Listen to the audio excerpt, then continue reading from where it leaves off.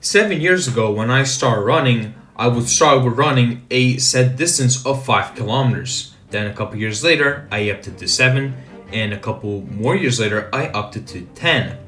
And I was even able to run my first half marathon. However, I soon realized that was a mistake, or at least it was very inefficient, because I eventually hit a wall which I wasn't really progressing my running. My running was always about the same, my time was always about the same, and my progress was very little to none. But a year ago, when I joined the military, I kind of broadened my perspective. I was forced to. Because in the military, there's a running test. It's you have to run 3 kilometers in under 15 minutes, which for me, even when I didn't change my approach, was fairly easy. I did it in 13 minutes and 30 seconds. However, after I did change my approach, I was able to get it down to 11 minutes and 56 seconds and then 11 minutes and 16 seconds, which was a major difference, a major improvement.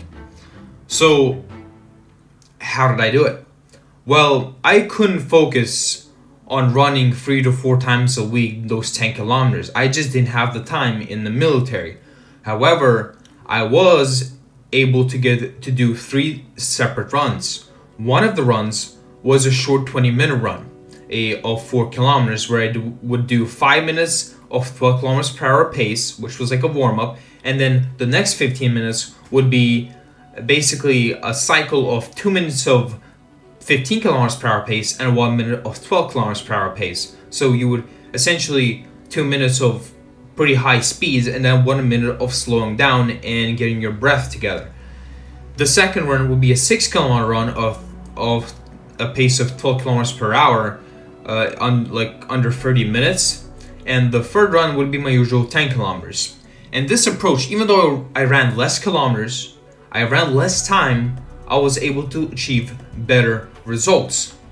And the reason why this works is because of the short runs and the bigger speed, my mitochondria started to produce more energy. My blood vessels became able to carry more oxygen and my lungs became able to absorb more oxygen.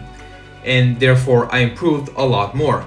If I had to give you an analogy, it's basically like this. If you wanted to play the piano and you only practice one song, you'd be a master at that one song. However, if you played multiple songs, even though you wouldn't be a master at all those songs, you'd be better at playing the piano overall, maybe even able to improvise while playing the piano. And that's a big difference.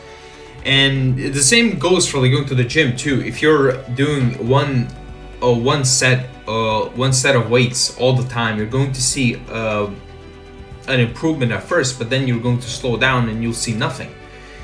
So that's why you up the weights and you get more improvement because you challenge your muscles. The same principle kind of aligns with running. So if you're a beginner or you're an intermediate who wants to improve, this is the way to do it.